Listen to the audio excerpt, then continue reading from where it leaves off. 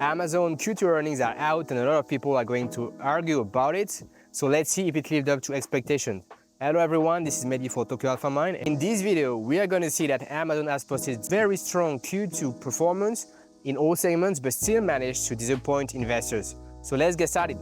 So let's start with a brief overview of these Q2 earnings from Amazon. In terms of revenue and net sales, so Amazon grew their net sales by plus 13% this quarter, so Q2 2025, and plus 11% in the trailing 12 months. In terms of the most important metric for Amazon, operating cash flow, so operating cash flow grew by plus 21% in this Q2 2025, and which translated on a trailing 12 months basis to plus 12%. Okay, so beyond the very strong figures for Amazon, what we can see is that Amazon, just like Google, is growing double digit in all their core segments, so e-commerce, ads, and AWS. So very strong performance from Amazon, and definitely a continuation of the dominance we are seeing from Amazon in these core areas. And what was very interesting is that we are seeing that Amazon continue to dominate in terms of e-commerce, especially with their biggest Prime Day ever. We are going to see Amazon become one monster in terms of media, competing directly with Netflix, with both the Amazon Prime Video and the fact that they are getting into sports.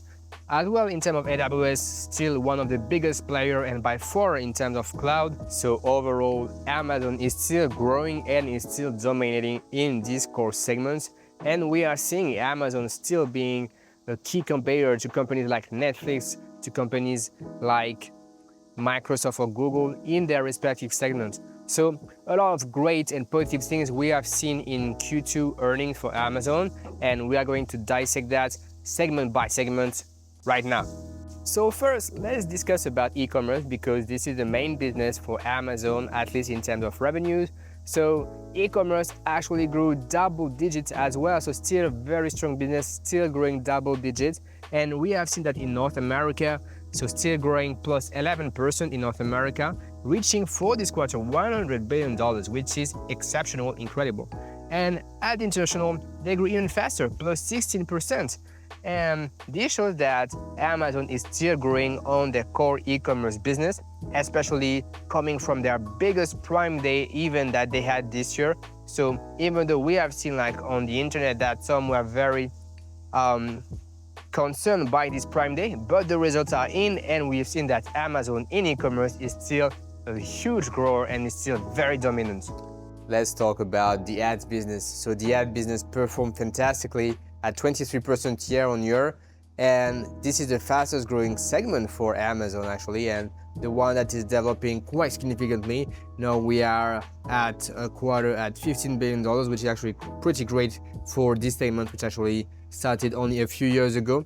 And we've seen this segment actually expanded with multiple partnerships for Amazon on both their platform for e-commerce, but also on the Prime Video side. And actually what we are seeing as well is that same as Google and same as Meta, Amazon is developing AI to improve the targeting and improve the relevance of their ads. And so definitely this business is going to continue to grow very fast and is going to be a huge margin boost for Amazon going forward. So this Q2 2025 earnings show that the ads business is still a very strong performer for Amazon. Let's talk now about AWS. So I think this is the segment that everybody is talking about, because this is the crux of the argument for Amazon. So AWS grew their sales by 17.5% year over year compared to last year, and this is actually very below what we have seen for the other hyperscalers like Google with 32% and with Amazon with 39%. So basically everybody is kind of wondering what's going on with AWS. Have they lost their edge in terms of AI, or are they growing and losing market share? But the thing is that it's true that the sheer size of AWS is much bigger than both Google and Microsoft combined. And so what we are seeing is that because they are bigger, they are obviously growing much slower. But this truth, which has been said by Andy Jassy on the earnings call, is not very well to be heard, and this is definitely what has tanked the stock in the after hours, and this is also the big concern for a lot of investors. But let's come back to AWS results. So AWS, as you know, is also a big partner of Anthropic. So Amazon has chosen to actually partner with Anthropic, and we have seen that Amazon with AWS has been able to partner and deliver a lot of AI workloads. But having said that, there are a lot of investments made by AWS, and so this impacted a lot the margin. So the margin actually declined to like around 32%, while it was above 36% in the previous quarters. So this is also a big concern for a lot of investors and a lot of analysts, that AWS is actually not the fastest growing hyperscale, but also like is losing in terms of market share due to huge investment for this AWS platform. But what we have seen, but which is great, is that the backlog of AWS is growing plus 25%. So which means that AWS today and Amazon is constrained.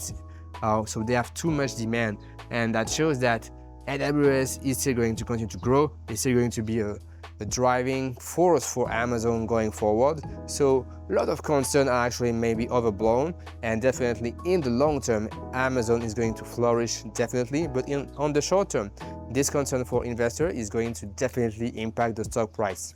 So if we go beyond these three segments, which are e-commerce, ads, and AWS, actually Amazon has also some very exciting projects for the future. So starting with Project Kuiper, which is basically providing internet through satellite connections.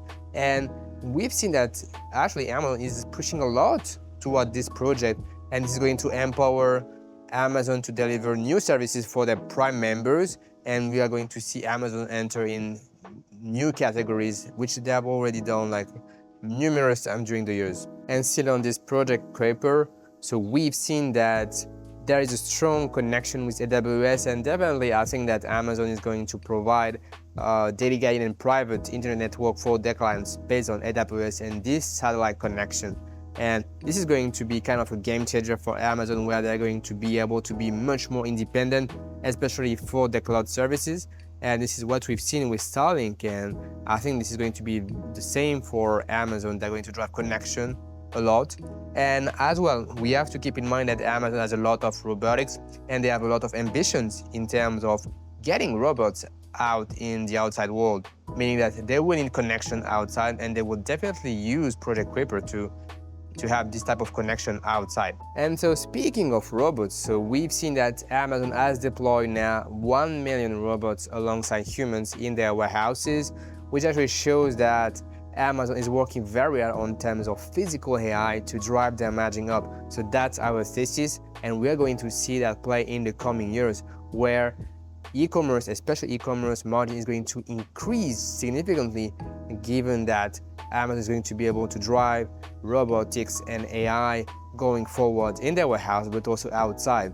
So as we've seen in the recent news, so the plan for Amazon is to have on one side autonomous vehicles with Zoox, which are going to actually deliver packages autonomously to the consumer, but also to actually pair that with robotics and with humanoid robots, which are going to deliver the packages up to the house or of the customer and doing the last mile in terms of delivery. So we've seen that Amazon is actually doing a lot in terms of physical AI, and they're still going to be a leader in terms of humanoid robots and in terms of robotics altogether, because this is where they are going to drive margin expansion for their e-commerce business. Okay, so now what's next for Amazon? So we've seen that these Q2 2025 earnings have been very strong, but still they have disappointed somewhat investors, especially in terms of AWS. So where we go from there? So Amazon has actually guided to 10 to 13% net sales growth in the next quarter, and we will see in next quarter if AWS can actually regain market share and still find a lot of growth going forward. But what's most interesting about Amazon, which is different from Google, Meta, and Microsoft, is the fact that they are all in terms of reinvesting into their business. So Amazon today is not doing any share buybacks and in dividends, and all their capex is actually used to actually grow the businesses, and all their cash flows used on this capex. So what we are seeing is heavy AI investments, and I'm sure like on both the physical AI side, but also on the software AI side. And so far in terms of AWS, this has not really paid off, but definitely in the future, this is something that we have to monitor, and we will see if Amazon is doing the right bet to actually put all their money into reinvesting into the business. We've seen that these Q2 2025 earnings for Amazon have been very strong, but they still have disappointed investors, especially on the AWS side.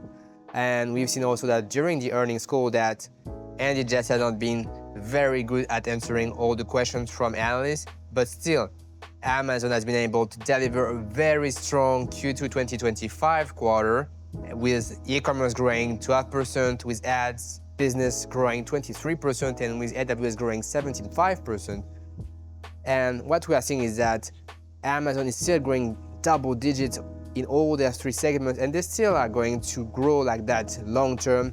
And that's why Amazon is still a very strong actually pick, I think, that for your portfolio. But still, there are still some risk, and the fact that we are seeing that AWS is losing some market share in terms of AI and in terms of cloud is a bit concerning. So we will have to monitor what's the progress of Amazon in the next quarters. So let's stay tuned, and if you're interested in other videos like that and other analysis, please check my other videos, and please subscribe to the channel, and I'll see you in another one. Bye!